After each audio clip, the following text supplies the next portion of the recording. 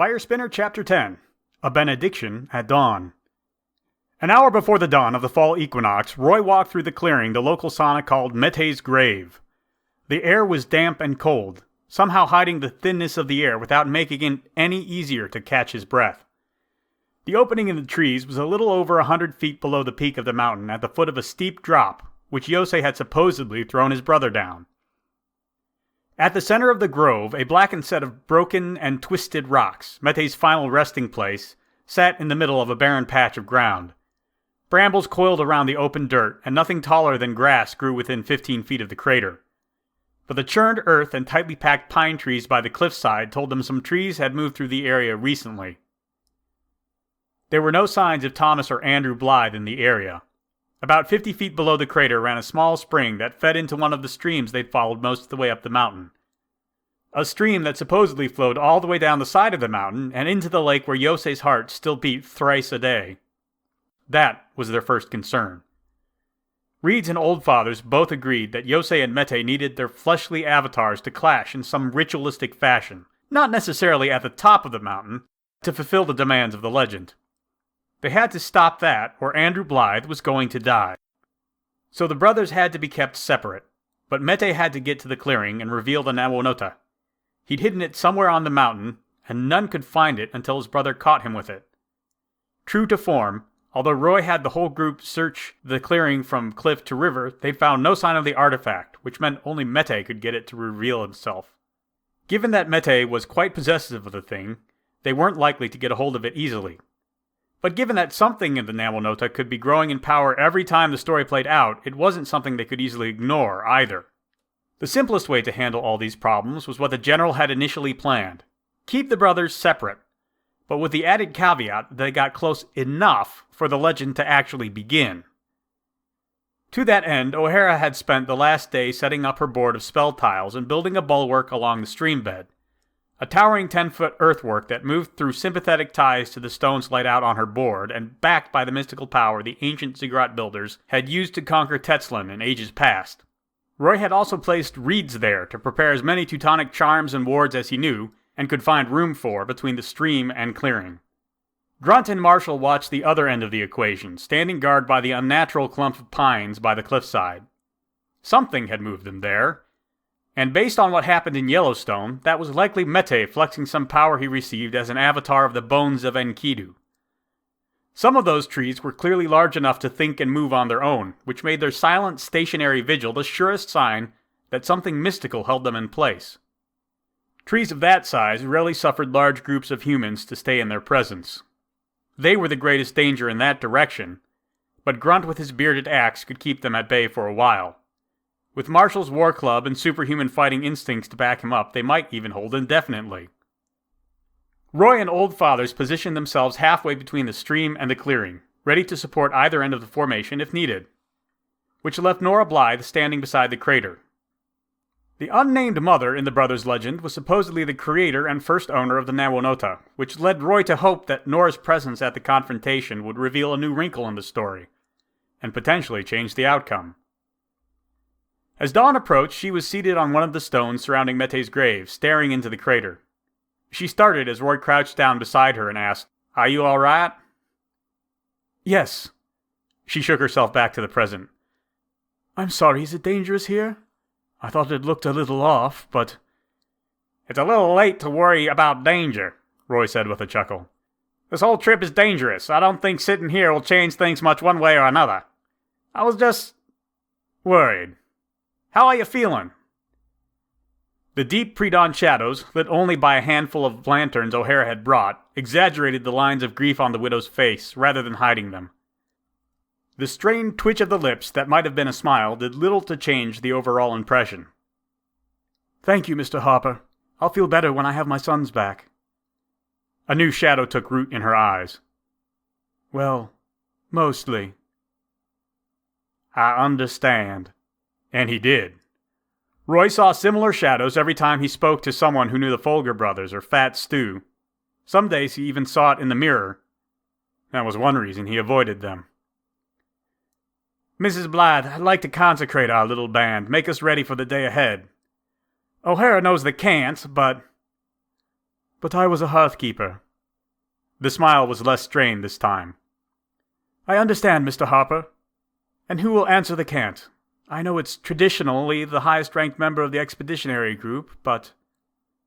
But the leader of their little band was a retired lieutenant, and the specter of a major general loomed far over that. Roy nodded his understanding. A fair question. Under the circumstances, I will. Then gather the men, please. He did, starting with Grunt and Marshall. They did a wide circle around the riverbank to avoid Nora coming back with O'Hara. While not strictly demanded of the benediction, most military men felt it was bad luck for men and women to cross paths until it was time to begin. So they took a detour to collect reeds, then added Old Fathers to the group on the way back. What are we doing? Reeds asked as they approached the clearing again. It's almost dawn. I know, Roy said. This is the only time we can perform the blessing. Nora had climbed up on one of the rocks by the crater so she could command a view of the whole area. Roy gestured the others on before him. It was traditional for the replying cantor to stand at the rear of the assembly. Do we have to join this as well? Reeds asked. It's a blessing for an expedition as a whole, not individuals, Old Father said. Every Colombian and Avaloni army the Sana fought did this before they marched to battle. Reeds shrugged and turned his attention to Mrs. Blythe. She raised her hands over her head, arms spread wide, palms up, and said, O Lord in raging skies, turn your eyes towards your people once more. As in the days of Arthur, guide us safely through storm and trial. Grant us clarity against the designs of the enemy, and justice to prevail over passion and violence. Fight on our behalf with your spear of thunder and your shield of winter. May we prevail over all enemies until the work is done. Roy swallowed once, watching as Nora concluded with the sign of the storm. Though he'd been an officer, he'd never held a formal command, and so never actually performed this cant before. But he wasn't about to leave something this important to Old Fathers. He stretched his hands out, palm down, a little more than shoulders width apart.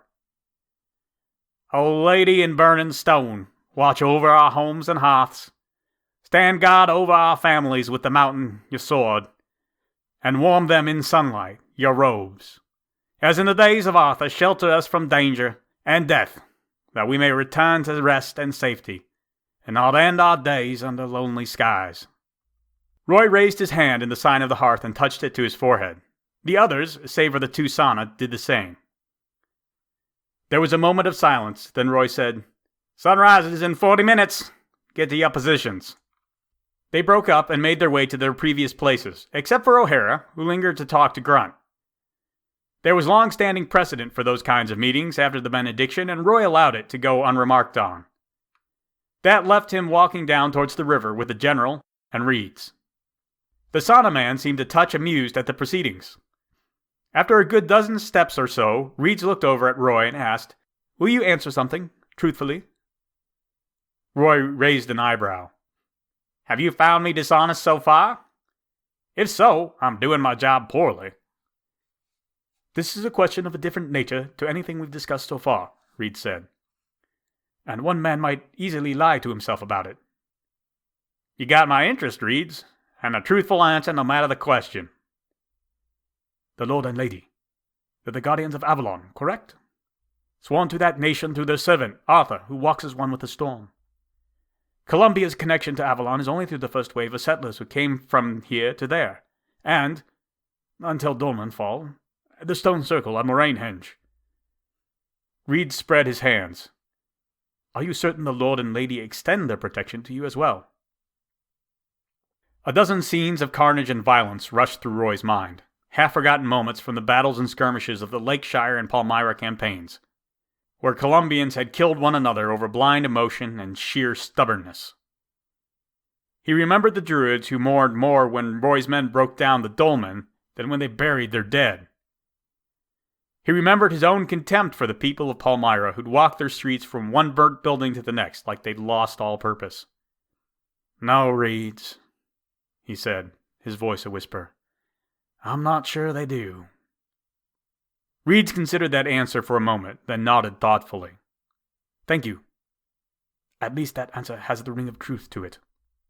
Reeds continued towards the stream, leaving Roy and Old Fathers by the rock outcropping they'd picked as the midpoint to anchor the two halves of their formation. Roy climbed up on the rock, giving him an extra 2 feet of height and helping him see uphill with greater clarity. Old Fathers settled on a small stone nearby, looking downhill. They sat there in silence as the sky grew brighter. They came here for humanity, you know, Old Father said, watching the sun rise. Arthur was just the only one who listened. Who? Roy asked, his wandering thoughts pulled out of the past and back to the present. The Lord and Lady? That's what the writings passed down from Stonehenge say, the general replied. That's why the Watchers and the Keepers crossed the ocean with the first settlers. Their gifts that protect us from the chaos of the elemental world were intended for everyone. They haven't spread very far, if that was the point. The old memories faded back into the corners of his mind. And a human world has plenty of chaos on its own. At least we only have that to deal with, Old Fathers laughed. You've been to Tetzelin.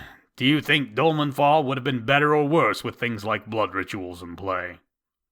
That was uncomfortable enough to call for a subject change. What about now? How do they take a hand against this fine mess the sauna left for us?